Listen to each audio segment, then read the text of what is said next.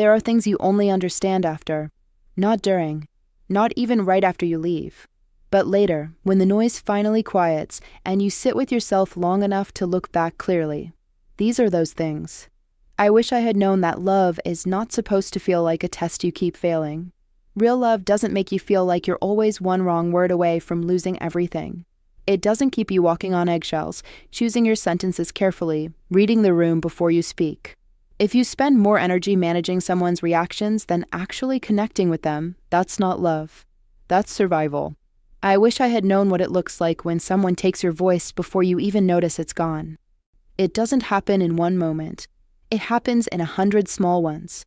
He dismisses something you say, and you laugh it off. He corrects your memory, and you apologize. He tells you you're overreacting, and slowly, so slowly, you stop bringing things up at all. Not because you agreed with him, but because it was easier than the alternative. And one day you realize you don't know what you think anymore, because every thought you had was met with a reason it was wrong. That's not a communication problem. That's erosion. I wish I had known that the version of yourself you perform for someone who doesn't feel safe is not your true self. You become smaller, quieter, more careful. You edit yourself in real time, watching his face while you talk, adjusting mid-sentence, cutting the parts that might upset him.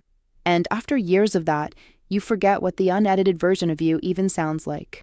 You mistake the performance for your personality.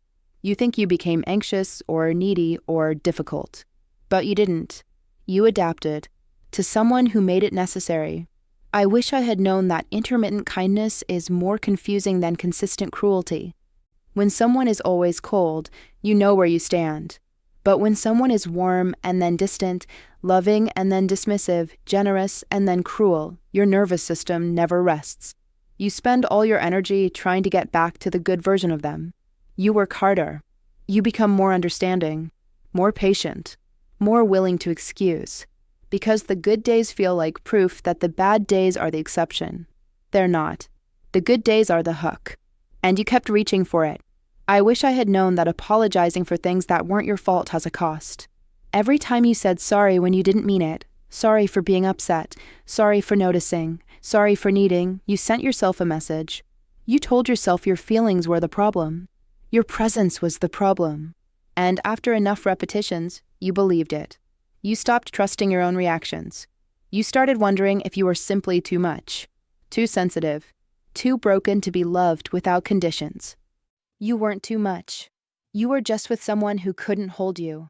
I wish I had known that losing yourself doesn't feel like loss in the moment. It feels like compromise. It feels like maturity. It feels like you're learning not to be selfish, not to be dramatic, not to make everything about you. It feels sometimes like growth, but it isn't. Because the self you're losing isn't the immature, dramatic, difficult self he convinced you to abandon. It's the real one. The one with opinions and instincts and needs and limits. The one that was never the problem. And I wish I had known most of all that you can come back from this. Not back to you were before him. That version of you is gone. But forward into someone who knows more now. Someone who recognizes the patterns earlier. Someone who trusts her gut without needing permission. Someone who understands that her softness was never a flaw. It was just given to the wrong person. You learn to hold yourself differently after this. Not harder. Not more guarded. Just more honestly.